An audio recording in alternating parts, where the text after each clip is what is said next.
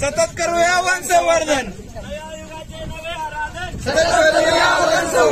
कावळा करतो काव काव, माणसा माणसा झाडे लाव, कावळा करतो काव काव, माणसा माणसा झाडे लाव. 9, 10, 11, 12 झाडे आहे आपला निवारा, 1, 2, 3, 4 झाडे लावू सगळं 5, 6, 7, 8 झाडांची सावली दाट.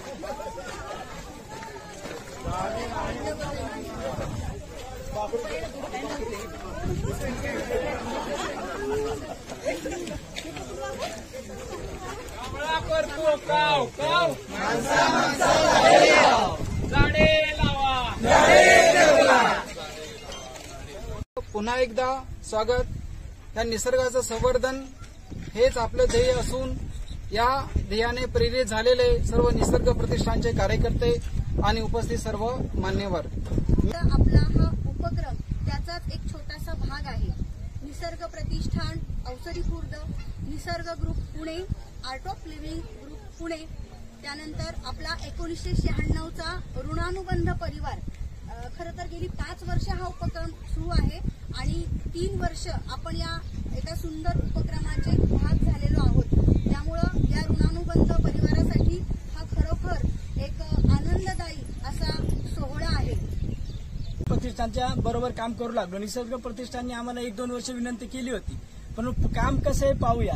निसर्ग प्रतिष्ठानचे काम खूप चांगलं होतं आणि मग त्यानंतर संदीप निसर्ग प्रतिष्ठानचा कार्याध्यक्ष झाला. आता आपलाच मित्र कार्याध्यक्ष झालाय आणि मला माहिती आहे खूप प्रतिकूल परिस्थितीतून तो मोठा उद्योजक झालाय आणि खूप चांगलं. म्हणलं हा माणूस चांगलं काम करणार आपलं. म्हणलं चला. ते नवनिर्वाचित अध्यक्ष आहे निगोड साहेब, सचिन निगोड साहेब, त्यांनी लगेच आपल्याला ही मशीन दिली गवत काढण्याची. तर तेही झालं. तर मी तिथं अभिनंदन करतो त्या रोटरी क्लबचं, त्यांनी हे केलं.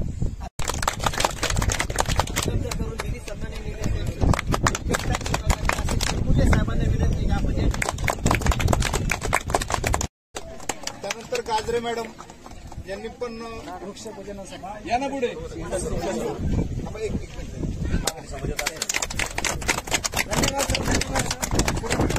गाजरे मॅडम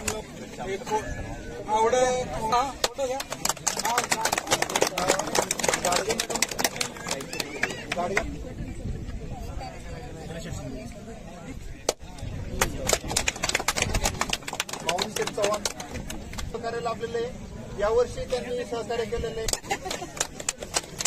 आता आपल्या प्रतिष्ठानच्या ग्रुपचं सहकार्य गावची लोक म्हणून आता इथे वृक्षारोपण करून काय मुदारा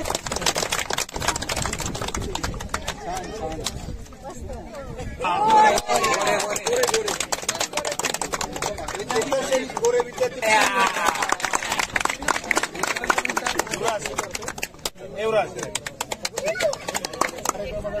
सर्व महिला तिकडे, महिला प्रतिनिधी पुढे.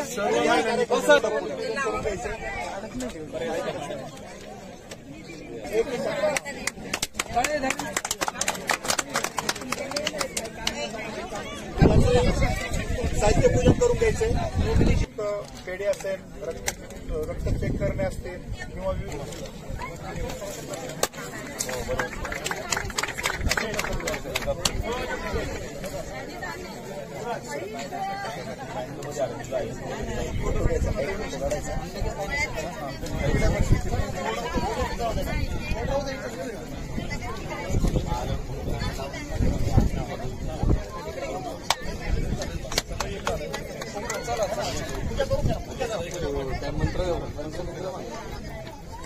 आजार दिले. ते पिंपरी चिंचवडमध्ये मोठे उद्योजक आहेत आज. जवळजवळ 300-350 कामगार करून पाठवून आता नारळ फोडतात. त्यांच्यामुळे निसर्ग ग्रुपला खूप मोठं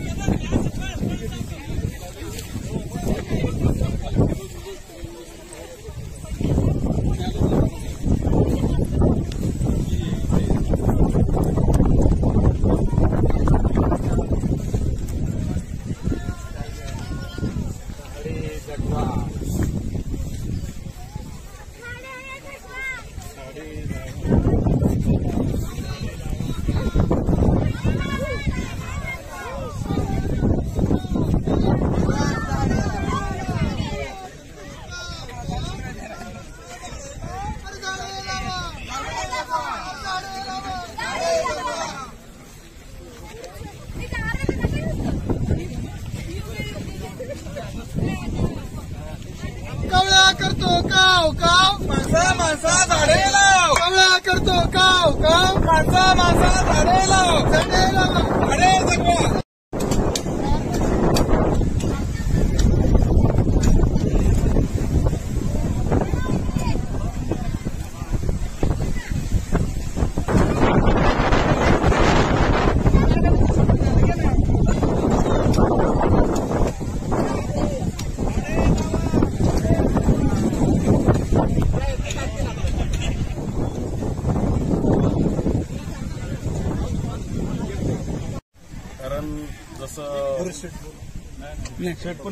लेटर दिलंय का?